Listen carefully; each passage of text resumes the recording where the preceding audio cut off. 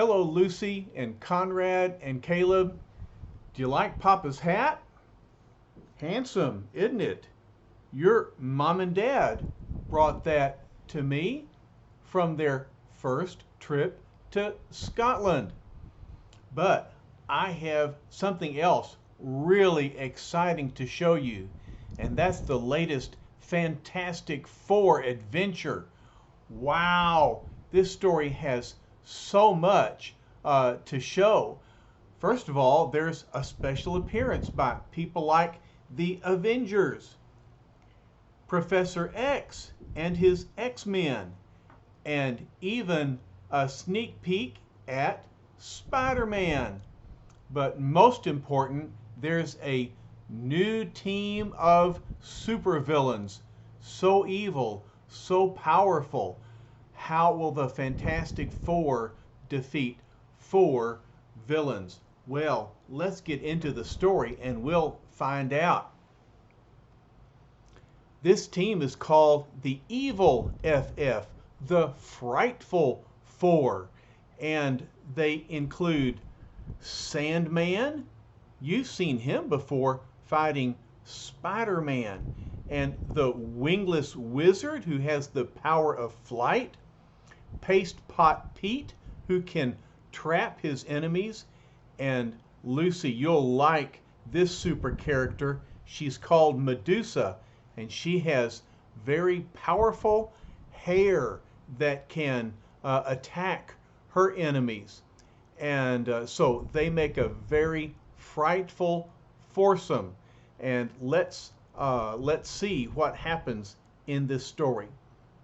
Well, first of all, we see the announcement of Reed Richards and Sue Storm's engagement. Remember, in our last story, the very ending, they were on the campus of State University and they walked down Lover's Lane to the sweetheart tree, and there Reed finally proposed marriage and Sue accepted.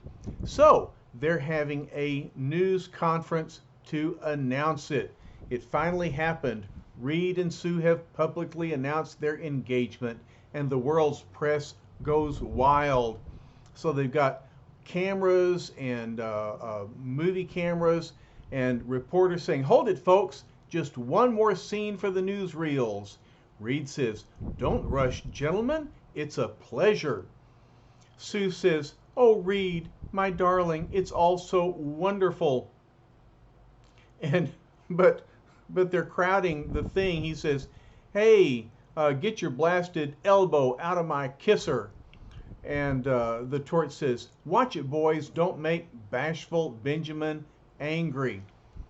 Well, what a lovely scene, right? As Reed and Sue announce their engagement.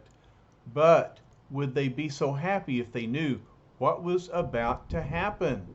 Let's find out.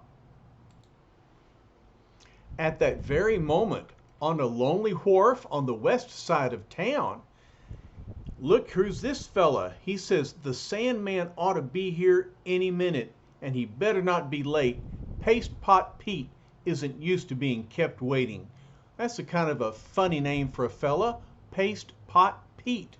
I wonder what his paste pot can do. We'll find out. Suddenly, thwop! Here comes a bunch of sand, and Pete says, "Hey, what's going on? Where'd all this come from?" All of a sudden, it forms into a person, and he says, "Can't you guess, little fella? It's the Sandman." Sandman says, "This is just to show you which one of us is going to be top dog." Well, they're already fighting each other. And Pete says, "It shows me nothing, you conceited freak. You merely took me surprise. But now..." And Sandman says, "You don't think that corny paste gun is going to bother me, do you? I've tackled I've tackled Spider-Man and lived to tell of it. Try something. I dare you." "Stop, both of you," says this flying fella who descends in their midst. He says, I didn't call this meeting for us to fight among ourselves. We have far better foes to vent our power upon. Sandman looks up and he calls out, the Wizard. That's his name. Pete says, at last. But how can that be? You ask? In strange tales, we saw the Wizard floating helplessly into space to his doom. And so we're going to go back a little bit and get some backstory to these villains. All right, so Sandman was cooped up in prison with Pete, and he said, I told you I could use my sandy body to get us out of that pen. Pete says, good thing I had a paste gun and costume stashed away out here. So evidently Pete knew he'd go to jail, and so he hid away some of his weaponry close by. But the guards will pick up our trail soon. We've got to put a lot of scenery between us and this county. Pete says, right, and I know just how to do it. Watch me snag that low-flying jet with my paste gun. So he shoots his paste gun. Paste shoots out and grabs the plane. What's going to happen next? And Pete says, as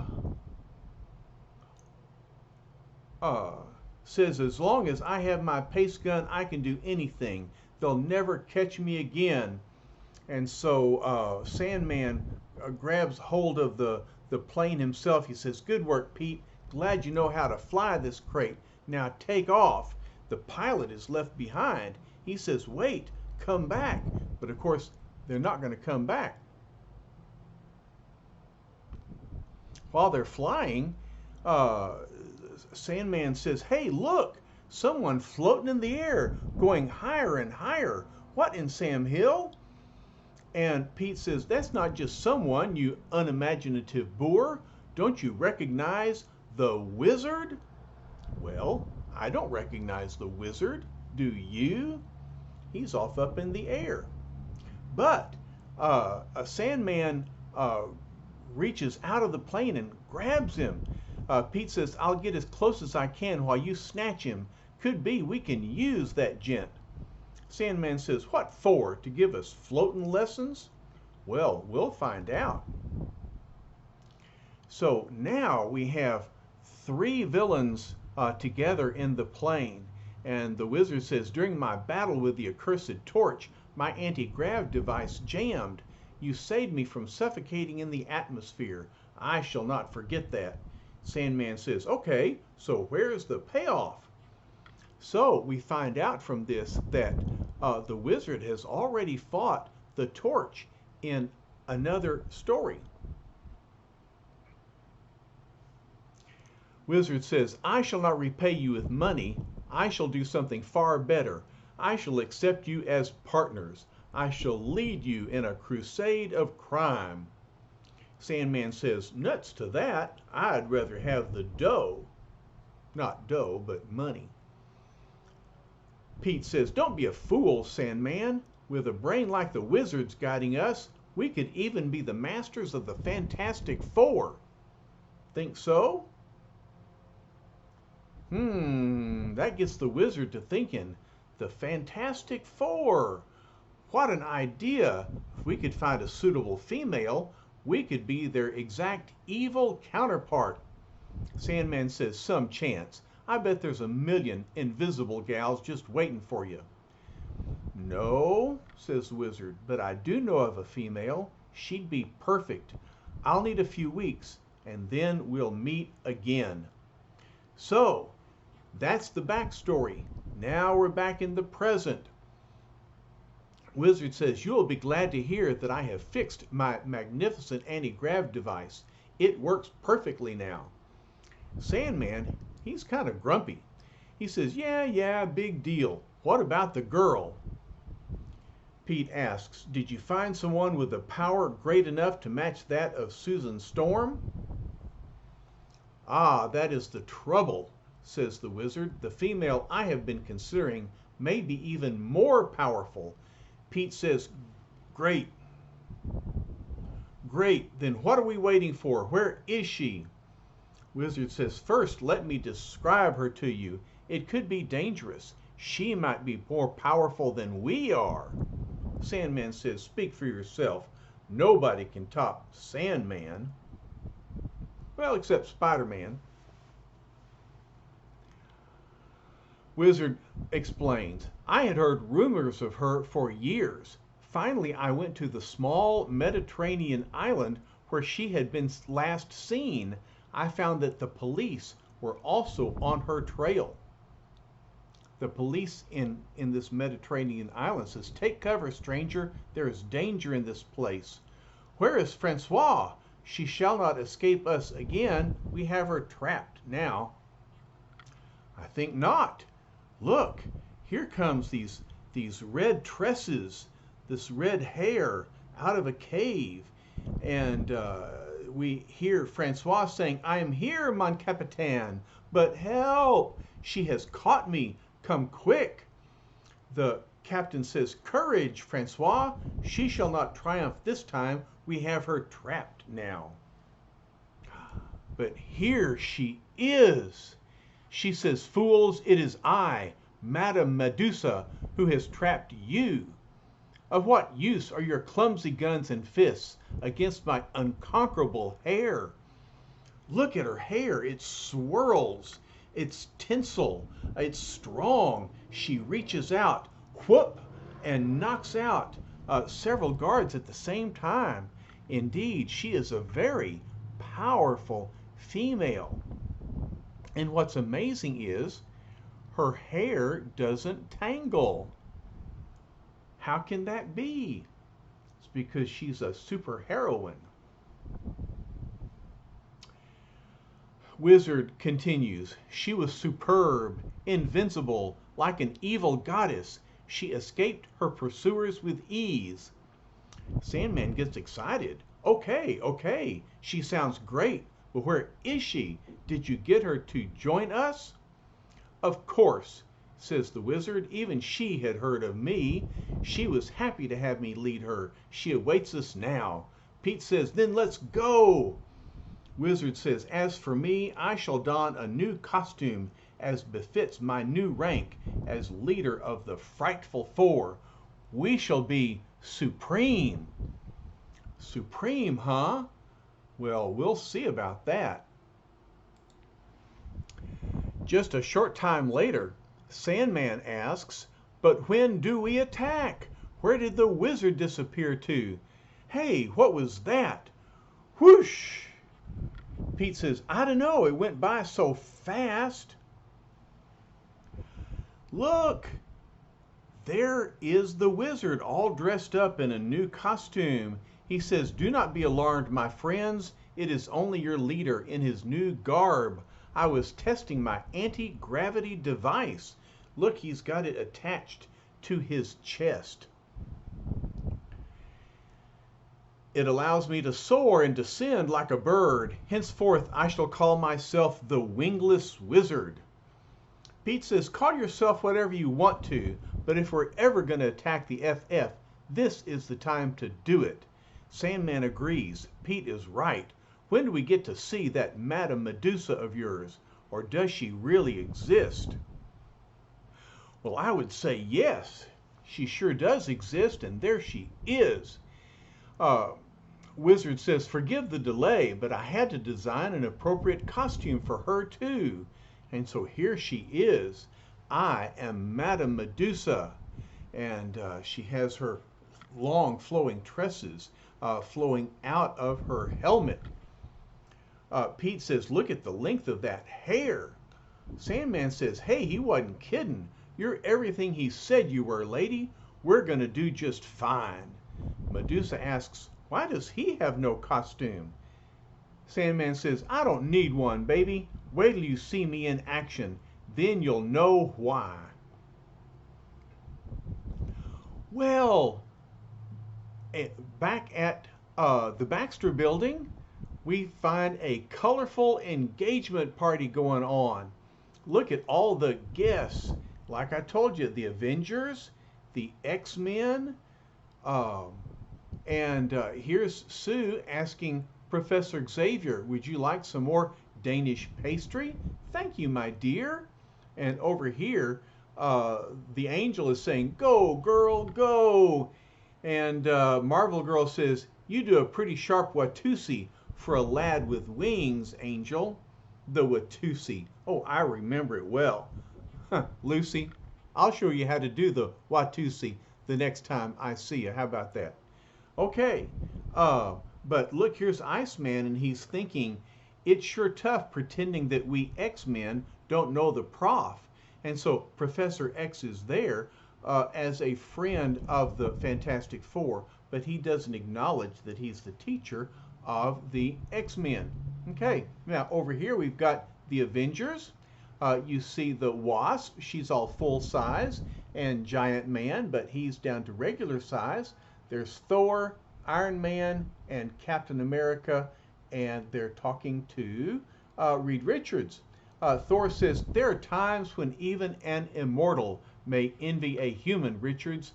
This is one such time." So Thor is envious of Reed Richards because he's found his true love. All right, Thor says, "May the blessings of Asgard grace your coming marriage."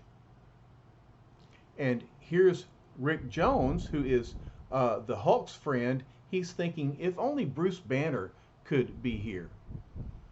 Well, here's the thing. He says, "Who's the billiard ball head over there, baby?" So rude. That's a ball joke. Papa doesn't like ball jokes. But Alicia says, "I believe that's Professor Xavier, Ben, dear. They say he's as brilliant as Reed himself." And here's Cyclops munching on some goodies. But later, a silent thought command rings out. "We must not overstay our welcome. Let us return to school." And the angel realizes it's the professor. Marvel Girl says, "I guess the party's ending now. But I guess it's ending for them, huh?" So Professor X says, "The X-Men have generously offered to take me to a taxi. May I wish you and Miss Storm a lifetime of happiness, Mr. Richards." Reed says, "You are very kind, Professor. I trust we shall meet again often." Sue says, "After we're married, you must come to visit us." Well, whoops. Look at the window. Look at a hand that's reaching in. He's thinking, I'm sure they would have invited me if they knew where to find me, so I'll just help myself to a piece of cake. And so he shoots out his web and grabs a plate of cake. All right? He says, "Uh-oh, I'd better leave. There's some kind of ship coming." Well, maybe he should have stayed, because look at the ship and guess who's inside it. Little does the web-spinning party crasher realize that the approaching craft does not contain new guests.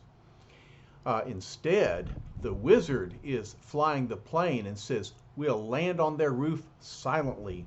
They'll never hear us." And rather, it is one of the most dangerous teams of all time, the Frightful Four. The wizard commands, "Take your positions. You all know what to do." And so here they come, the Wingless Wizard, Sandman, Madame Medusa, and Paste Pot Pete. What's the plan? What will they do? 45 minutes later, the wizard says, "The guests have all departed. The thing is asleep. Quick, Medusa, stand back. I shall not fail." And so Sue looks in and says, "Ben, we're having coffee in the other room." "Oh, I won't disturb him. He's fast asleep." But look, there's an open window. There's always an open window. And Medusa slips in her hair and she grabs a light switch. Slowly, silently, like a whispering wraith, the long, lovely tresses of Madame Medusa steal towards the light switch as though each has a mind of its own. Click! The light goes off, and then the thing's eyes open. What's going on? Why has everything suddenly turned dark? Well, outside, hanging from Medusa's hair, is Pastepot Pete. He says, I can't miss at this range. Wizard says, now, Pete, use the infrared sniper scope on your paste gun. It will let you see your target in the dark. Whip! And so he shoots off his paste, and look, it wraps around the thing's hands. It wraps around his mouth, and so they enter in through the window. Wizard says, perfect, with his hands pasted together, and he's unable to make a sound. He's helpless.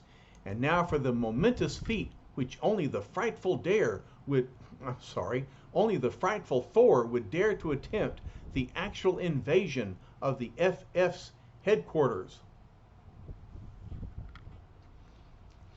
Wizard goes on, although I have every confidence in Pastepot Pete's adhesive power, this sleep spray will make doubly certain that you do not trouble us again. And so he squirts sleep spray on the thing, and whoomp, he falls flat on his face. And now, gentlemen, says the wizard, we have other matters to attend to. Sue hears something, and she comes through the door. I could have sworn I heard something fall. It's Ben. What happened? And Pastepot Pete shoots off his gun again. Spat. But Sue realizes something's wrong. I better use my invisible force field. Oh, look, Lucy. Just in time, she defends herself. And Reed hollers, Sue, what is it? Sue says, thank heaven, here comes Reed. Taking in the situation with one quick glance, Mr. Fantastic goes into instant action, stretching himself into the room and going into a fight. Wizard says, ah, the great Reed Richards, I have waited for this moment. Reed says, it sounds like it is the wizard and Pastepot Pete, but how? Then he says, I hear someone moving behind me, but I haven't time to swing around. And then it's Sandman. He says, remember me, Richards? You better. I'm the guy who's going to finish you off now. The Sandman, he's right. And the Sandman just sends his sand flowing at Mr. Fantastic and pressing him into the corner. And so Sandman says, how about calling us by our new name, pal? It's the Frightful Four. But Reed can count. He says, there's only 3 of you. That's what you think. Just wait till later. And Mr. Fantastic then says, by the way, Sandman, while I acknowledge your power, they don't call me Mr. Fantastic for nothing. And so out of the sand, here comes Mr. Fantastic with his pliable body, rolling up in a great big fist. And so Sandman looks up and says, huh? Thwack! Mr. Fantastic whumps him. And before the startled Sandman has time to reform his amazing body, Reed Richards strikes. Thwack! Sue says, Reed, darling, look out. Oh no, I warned him too late.